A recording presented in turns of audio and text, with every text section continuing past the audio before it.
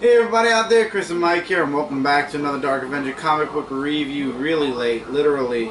Our new books will be coming in like 2 days, 3 days, because 4th of July is Friday. Happy 4th of July early, everybody. 4th of July. And the books we are reviewing this week came out the last week of June, June 25th, 2014. Guys, DC was the huge week this week, but we decided to do DC first as there's a lot of books, so we're doing the lot and then the few. Hopefully everything will upload the right way this time. Anyway, yeah. Let's waste no time. There's 2 digital first books this week. First is Batman Beyond Universe issue 11, The Justice Lords. Superman versus Batman Beyond, or Lord Superman I should say, versus Batman Beyond Terry.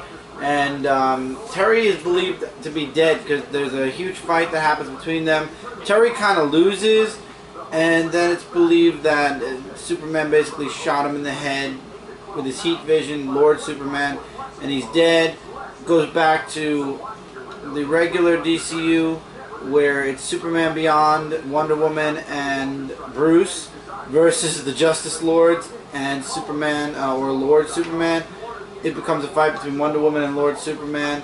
We jump back to the Justice Lord's world, and it turns out Terry, his death was faked. It was some type of holographic program, and then he finds a message in the Batcave from Lord Batman.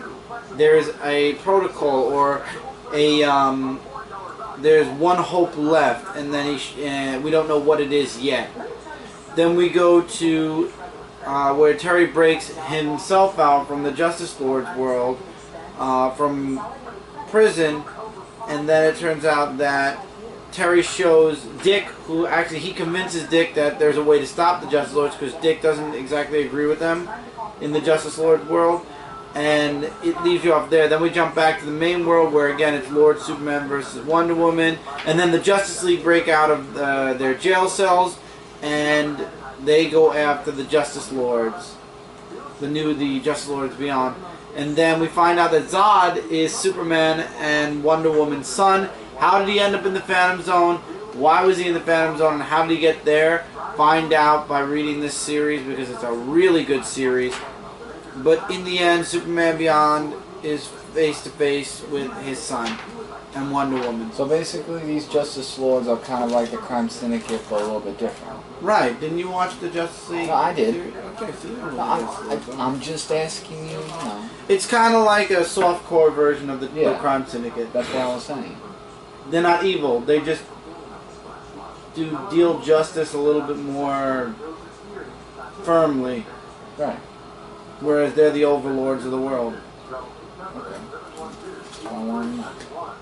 Because, the New 52, they change them around, so I just want to know if they still have their character, but okay. Adventures of Superman issue 14, this was a really good story. Joker ends up in Metropolis, and he wants to meet up with Superman. And the conversation Joker was expecting, it didn't go that way. It actually goes a different way, where he was expecting Superman to be more of a Batman-esque kind of person. Like, he didn't know too much about Superman. We get to see all the different Jokers from the TV.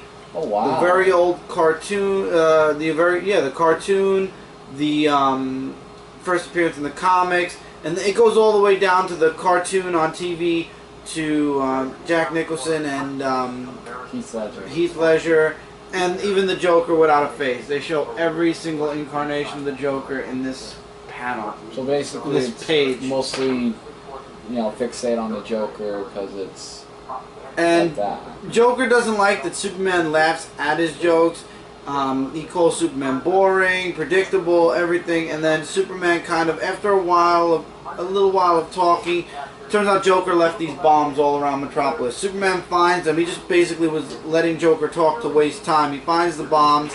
Joker threatens to still blow them up. He says, fine, here. He throws the bombs at him. Go right ahead. I'm going to go over there, and you do whatever you want. And he's like, what? Why? Are you kidding me? He's like, you're not a threat to me. And then he's like, he says something about Superman being vague, and Superman's like, I might do something to surprise you, and that's where he uses his heat vision to zap Joker in the leg. And basically, he goes from being all like conversationalist to stay out of Metropolis. The next time you come here, you might not be coming back because Batman has a code where he doesn't kill. I just don't generally kill people. And he's like, generally? And then Superman's like you said, I'm vague. So, and then he goes to Batman, and there's a bit of a throwdown between him and Batman because Batman knew that Joker was in Metropolis and let it happen. And Batman's like it was a test, and Superman just like throws his one of his machines in the Batcave across the room and says, "Don't ever test me again, because next time your clown playmate won't make it home," and he just leaves. Wow, he's very, because Superman, you wouldn't think Superman would ever say that, you know, because he always it was very weird how it was a little bit out of character for Superman to be very cross with Batman. The next story is about Clark Kent babysitting, and then it turns out the atomic skull flies overhead and there's a problem, so he goes into Superman mode. I don't know why he takes the babies with him. Well, obviously they're babies and they're awake, so that's, yeah. So he takes them with him, he fights the Atomic Skull, and it's actually the babies. Atomic Skull sends him flying out into space somewhere, and it's actually the babies that save Superman and send the Atomic Skull into like this divided universe. And he's like, arrest me, do what you want, just get those kids away from me. And he goes to jail, the babies are asleep, the mom comes home and she's like, "Ooh, we need to use you more often. You're the first babysitter that got them to sleep and calm." And Clark's just gone by the time that statement's dropped. Now that was a good story. I run through these books because you guys, if you're really huge fans of these series, you've already read them digitally. You guys are already on the next book. I only read physical copies, so this is how I read my Superman books. And it's more convenient. I'm very disappointed that Superman or Adventures of Superman is ending in September. Hopefully we'll be getting a new series, a new digital first series from Superman that isn't New 52, that's more along the lines of the classic Superman. But I have a feeling they're getting rid of this on purpose because they don't want to deal with classic anymore, and that's just really breaking my heart. Larfleeze issue number 12. Oh my god, it's over. Goodbye. I'm done. Really? It was... the only reason I got this book was because if I didn't get this book, it would be the only book in the series I didn't get, and it was the final book. And man, the New 52 ruined my expectations for an Orange Lantern series. Okay, well, I guess looking over that 2-second review. Yeah, there's nothing to say at this point. All-Star Western Jonah Hex, issue number 32. No Madam .44, whatever the name was, and it's really forgettable because I don't actually remember, but there was no story of that. It's basically, you know, Jonah Hex and his lady friend over there, which I forgot what her name was, the bounty hunter. Like, he's just, well, first of all, let me just show you some artwork, which is, you know, I mean, I don't know, the story, you know, after we heard about the cancellation and everything, you could tell that it's going nowhere at all. Basically, Jonah Hex wants to talk to Blackthorn, or to let someone else talk with Blackthorn, because there's some like unfinished business that he wants to take care of and everything, and things get a little bit too out of control, whereas you know, where Jonah Hex and they get like on a horse and they get stranded in the middle of nowhere, and then then it goes back in time of what they did in Mexico, which was very graphic actually, and you know, they find you know, these other people on the horse and wagon to try to help them out, but they actually you know, got out of the horse that they were stranded and everything. And then Jonah Hex saw these other people bullying these civilians, and he's just saying to them, you know, to let them go. But apparently, oh no, they were still roped. Oh, my apologies, they were still roped. So this things get a little bit too like very bad for both Jonah Hex and what was her name? I mean, I could tell that it's really an average read. Like you know, like there's just, you could tell like it's gonna be canceled and everything. Otalia, Toyula, whatever, however you say the name. So yeah. Average read. I'm gonna still stick on it just because I know that it's going to be canceled and all that, but it's really a shame to see that it's going like that. That's being canceled, but yeah, what can you do? Business is business in the comic world. Batman issue 32. Thank you God. One more issue and then 0 Year is complete. I feel like we've been stuck in 0 Year forever, and I'm tired of it. It's not catching. We've got so much going on with Batman right now between Eternal and everything else that I feel like we've been stuck in 0 Year for almost a year now, and actually it probably has been about a year because we had an interruption in the middle and this was an 11-part story. So yes, about this time last year is when 0 Year began, and I'm glad that it's now over because I'm bored. I'm bored with it. This whole issue is Batman chasing after the signal he found in the last issue, and Lucas Fox, and Lucius Fox, I should say, and Lieutenant Gordon at the time make a plan. Lucius Fox is like the control. Batman's going one way, and Jim Gordon's going another way, and they're all trying to find the Riddler. Batman gets played. Basically, Riddler's one step ahead of him. He cuts off communication between the three, and he attacks Lucius, he attacks Batman, and he cuts Lieutenant Gordon off, and Lieutenant Gordon finds these monitors, and he believes that that's where the Riddler is holding the, his control over the city. So I forgot what those people were called, but the soldiers that he's with send out a code where basically the army will come in and blow that area up. But it turns out that those monitors aren't monitors, they're explosives. And when Fort Robin sends the jets because of the code, and they blow up the monitors, it's basically going to blow up the entire city. So it's up to Batman to stop the Riddler, who's now basically one-up Batman in this issue. He has to stop the Riddler and get word out to the jets that are now in the air to stop them before they bomb the city. And right before he faces Riddler, there's a huge piece where he actually sends out a message to Alfred, and he's not even sure it's going to make it, but he says, "You were right, Batman. I failed. You were right that Batman needs to." What was it? He doesn't have to not fail. He needs to. What was it? He needs to mean something good. And he hopes that. He says, "I failed already twice." He's fighting a battle he doesn't know he can win, and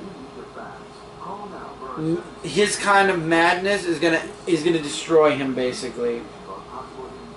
And he says, "I hope to see you to argue this soon." And then basically Riddler leaves the biggest clue of all, and it's in his symbol, his question mark symbol. And Batman's last ditch effort was the Sphinx from the very beginning of 0 Year, and guess what? That's where Riddler was. However, Batman's like, "The game's over, it's over, I found you, and it's done," and you just get the Riddler saying, "No, the game is actually just beginning." And it seems Batman's fallen right into Riddler's second trap. So, again, I understand this is the beginning of Batman and all, but I'm so bored with this series at this point. I'm going to be so happy at the end of the next issue, it's not even going to be funny how happy I'm going to be just to get out of this. I just hope Greg Capullo comes back soon, because I know he's not doing the next issue or the next story arc, so hopefully the next story is just a segue into the following story, because I don't want to see Greg Capullo go. Not for too long anyway.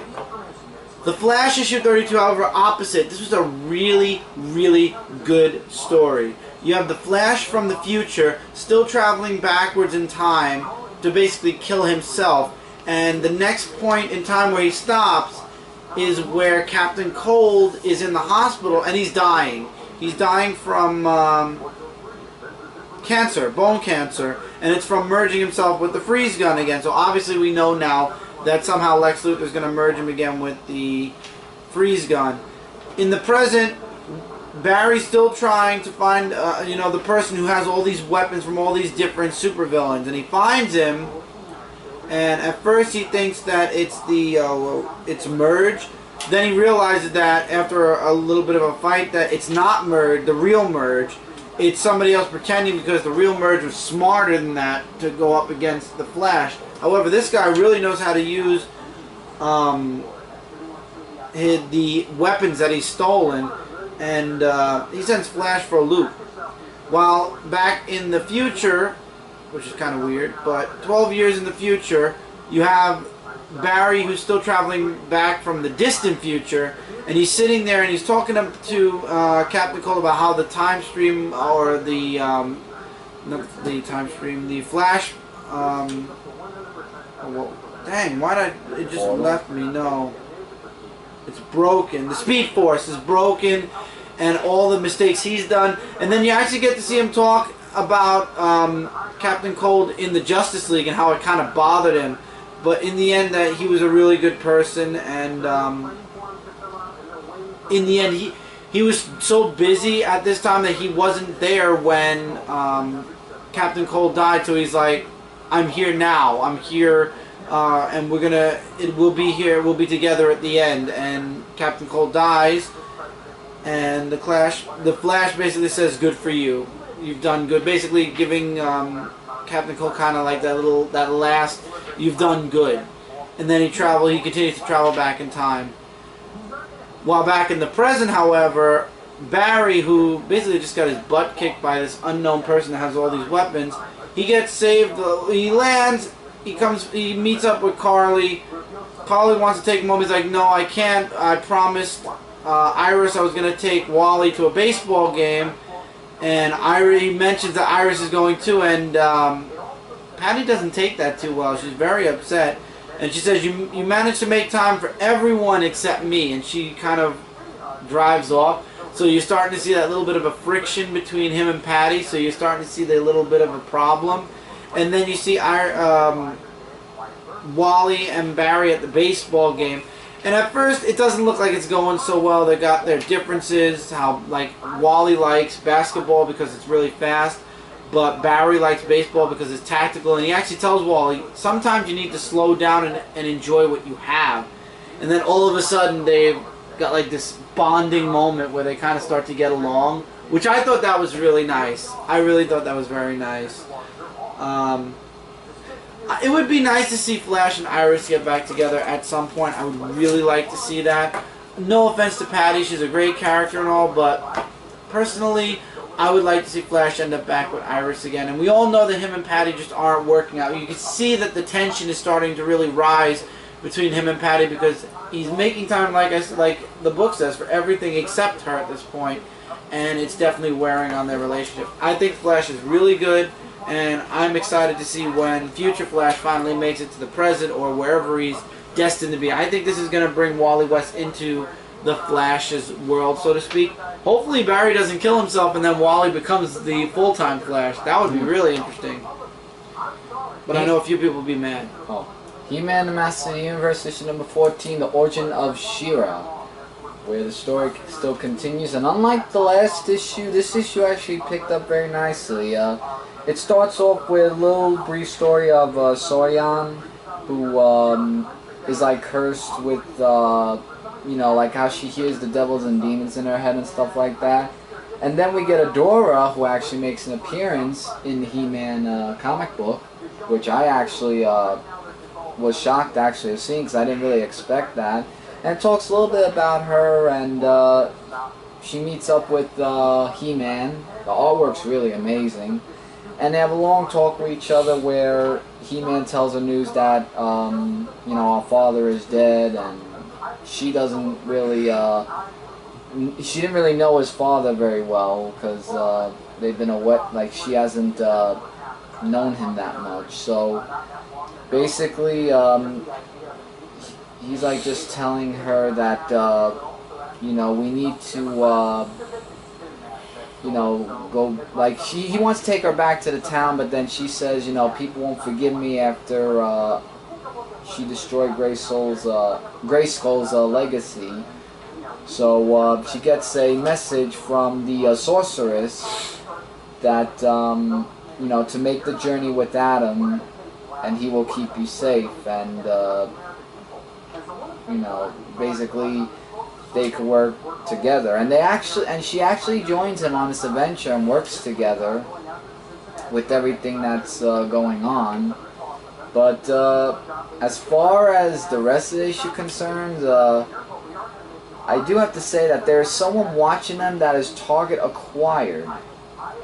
So it's going to be continued in the next issue. So that's very interesting to know who the target, who the person that's target acquiring them. But it actually picked up, and it was really more focused on Adora, with Adora being, you know, team up with He-Man after the whole thing of clicking into her head to make the journey. But absolutely amazing, almost book of the week actually.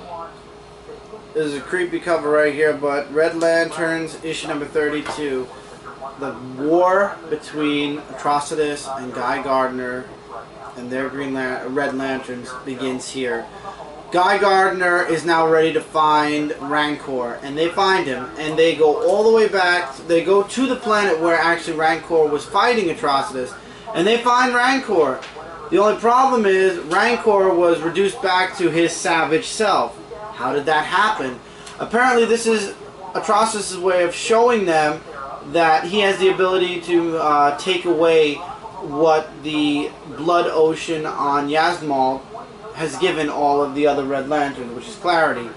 However, while they're dealing with Rancor, Atrocitus is on Yasmal, and he basically destroys everything. And his final act, and then there's a huge fight, of course, between Rancor and the other Red Lanterns. But his final act before he leaves Yasmal is he turns the blood ocean black so that it's no longer capable of giving Red Lanterns the clarity they need. It's very graphic. So when Guy and the others return to Yasmal and they see their entire planet destroyed and the blood sea black, that's basically Atrocitus' way of dropping the gauntlet and basically saying we're at war. And before the book continues, Guy Gardner takes a Supergirl aside and says, listen, we're about to get put into this a big thing that's about to happen, and as much as you're a Red Lantern, you don't need to be a part of this, and you need to get basically he gives her the coordinates for Mogo, for her to take the ring, to get the ring off, because he even says, you don't belong here, you don't belong with us, you don't belong mixed up in this. You have a bright future, whereas us, not so much. In other words, he's saying the Red Lanterns, he sees that their future is not really a bright one. It's going to end badly, and he sees that Kara has so much promise for a future that she doesn't belong there, and basically he tells her to leave, and she does. However, now Supergirl's gone, so I have a feeling in the next issue of Supergirl we're not going to be as connected with the Red Lanterns. It's going to be more of Supergirl breaking free of the ring, maybe, we don't know. But anyway, so now basically they're going to war with Atrocitus, and Guy Gardner is willing to take himself down along with all the other Red Lanterns to make sure that Atrocitus is taken down as well. Awesome stuff. The gauntlet drop, I think Red Lanterns has absolutely picked up now that we left the whole Supergirl being a Red Lantern behind. I don't know, I'm just very excited to see what happens next in Red Lanterns. Finally, something positive. Same thing with Sinestro in Sinestro number 3. Not as strong as the previous two, but at the same time, Sinestro has saved his people. And they're out of cryogenic sleep. However, he expects that they're going to appreciate that he saved them. They don't. Not at all. As a matter of fact, they were running away from him, so they're kind of like, why couldn't you just leave us alone? And he's like, you're ungrateful. I just saved your lives. You were about to be traded away. And they just don't care. And then this woman who is representing Korugar actually says, you know, after everything, what do you call it? You've done so much, but she wants basically, she knows all the bad stuff that Sinestro's done, but they want to start anew, including with Sinestro. And he doesn't take it so well. He's like, I don't have time to coddle you. Perhaps I'll find other people who'll be more appreciative of me saving them.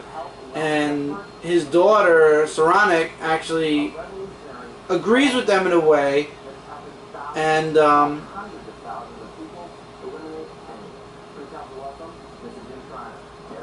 basically tells her, you're not a prisoner, you're free to leave whenever you want. She understands that she's staying there to take care of them. I'm trying to figure out what... Oh, he shows her about the Green Lantern battery. And then you have a little bit more with the Yellow Lantern Corps. Acrillo fell right back into line, by the way, which I thought was really hilarious. After Sinestro basically handed his own butt to him, Acrillo's basically his second-hand man again. He finds coordinates for some more Korugarians. The Sinestro Corps shows up, threatens that if they don't let them go, they're going to be sorry. Huge fight breaks out. He freezes people who, again, don't trust him because, remember, he was the evil dictator. However, Saronic is there. I think Saronic is basically going to be the one that reaches out to people. I think she's going to be staying with Sinestro. Maybe she won't become a Sinestro Corps member, but she's going to be with her father for a bit.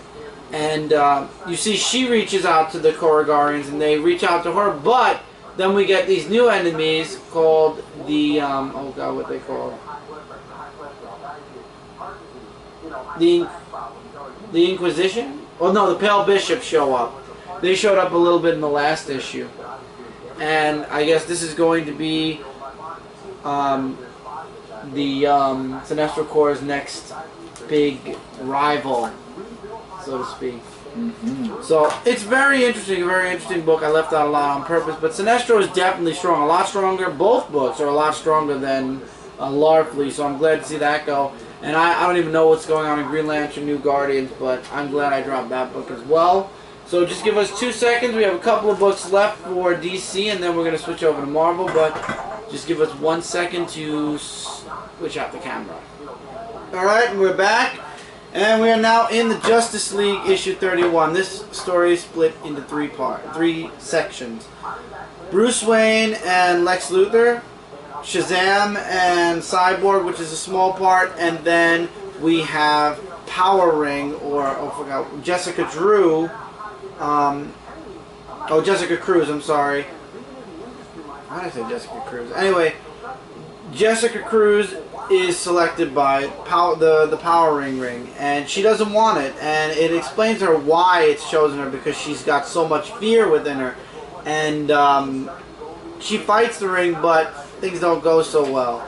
Lex Luthor, and there's a lot of talking in this book, not so much action, a lot of talking, and it's all Lex Luthor and Bruce Wayne, and Bruce isn't caving at all. He's telling Lex he's crazy. Lex is like, I'm gonna prove you're that you're Batman. I felt a draft somewhere in this house, and it becomes like this two-way standoff where he points a gun at Bruce. Alfred points a gun at him. There's this bit of a fight. Bruce pushes Lex, but he shoots the clock, which leads to the Batcave, and yeah, basically Lex says, let's start this conversation over now that we have the cat out of the bag. In the Watchtower, this was a 2-page thing where it's Shazam and Cyborg. Shazam's bored with the monitoring. There's nothing up there fun to do. So out of nowhere, using his magic, he creates a paddleball table. And him and ping pong table, paddle table, whatever.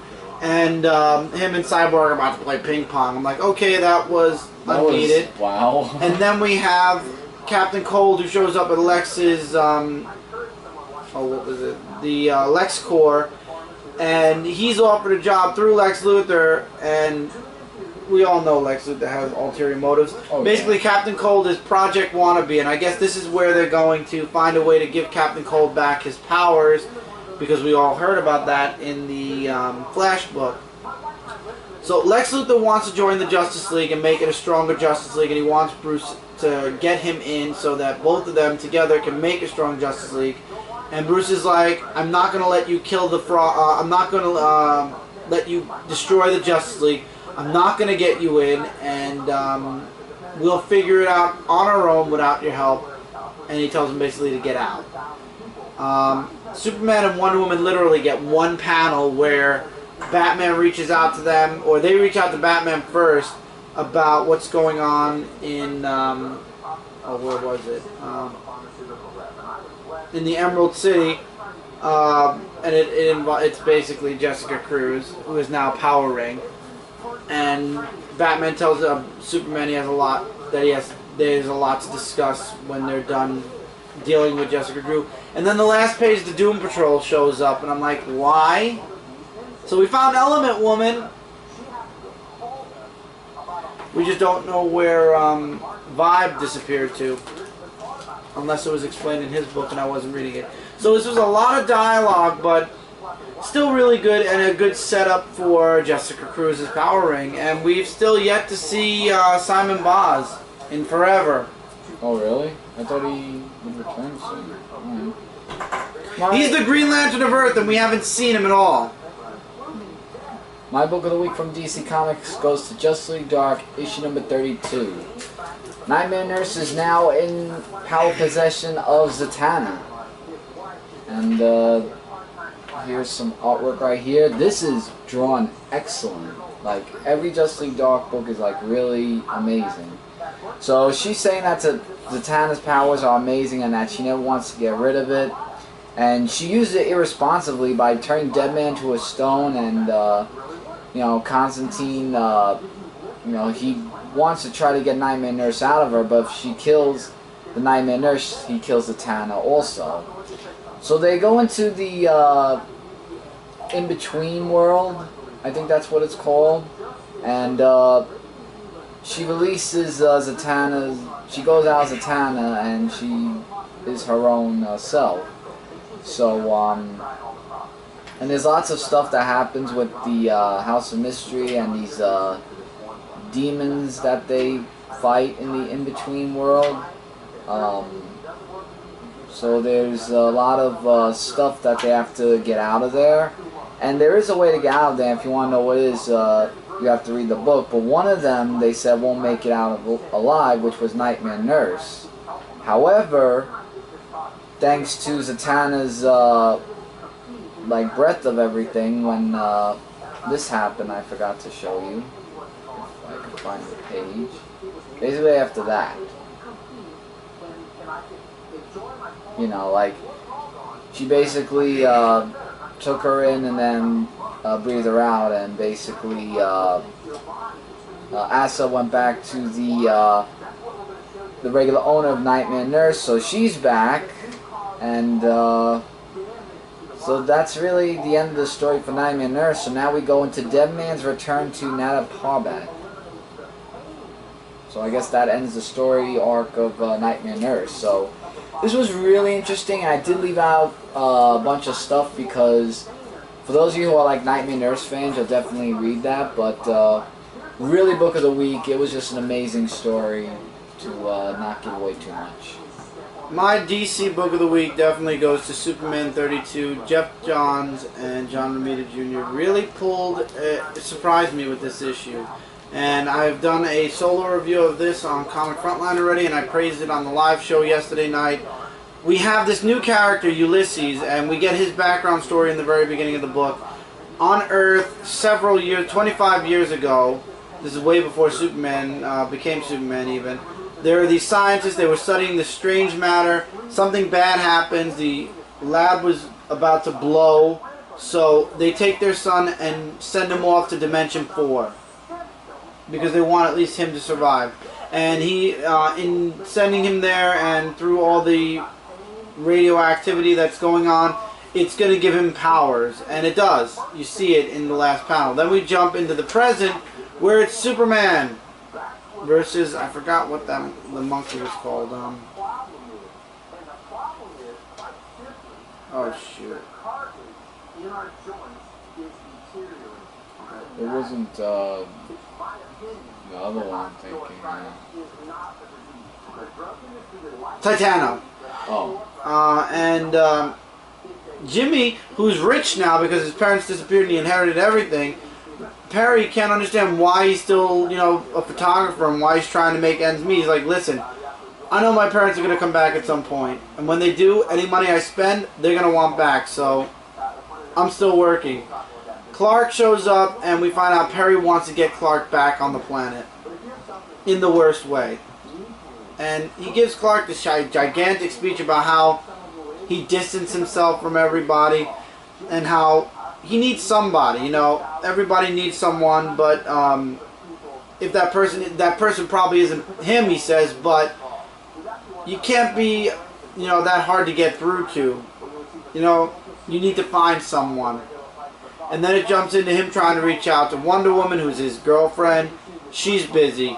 You have Lois at a bar. He's making food. And then it shows Jimmy trying to find his parents.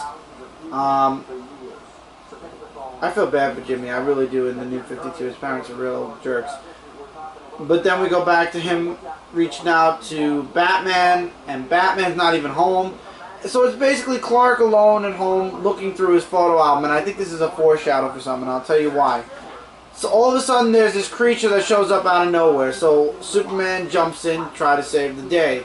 The rest of the book is mainly a fight, but somebody's watching this fight.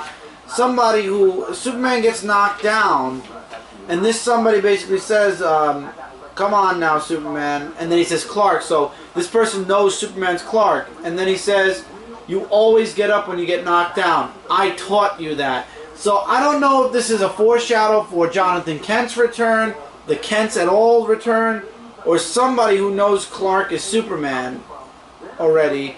But this person knows and taught him, you know, to get up when he gets knocked down. So I'm thinking Jonathan Kent. It's a possibility. I don't know. I like how Jeff Johns is bringing Clark back to the planet. He's dropping little tiny tidbits about possibilities with people who Clark grew up with that knew him. It could be the parents. So anyway, Ulysses shows up out of nowhere. So he thought that he was the last survivor of Earth because he was living in Dimension 4 for 25 years.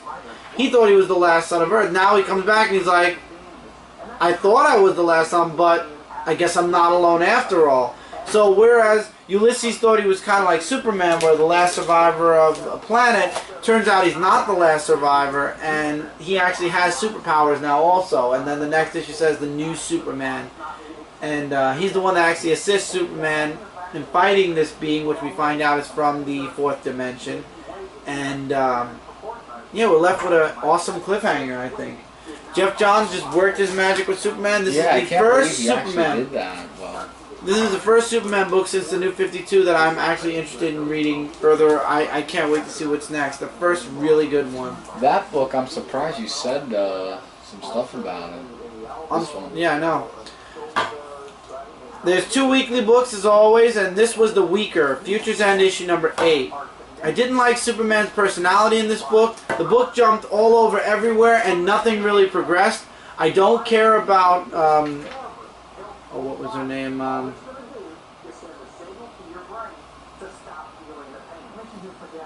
come on. I missed the page.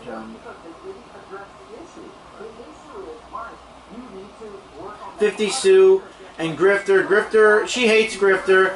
Grifter's not too keen on her. And you could tell. You could see it. He doesn't even want to be there. Lois is trying to figure out what the coordinates are, and it leads to the middle of the ocean somewhere. She wants a plane to go there, and that's where it's left off. Jason, the Firestorm, is working with his professor Yamazaki. Yamazaki.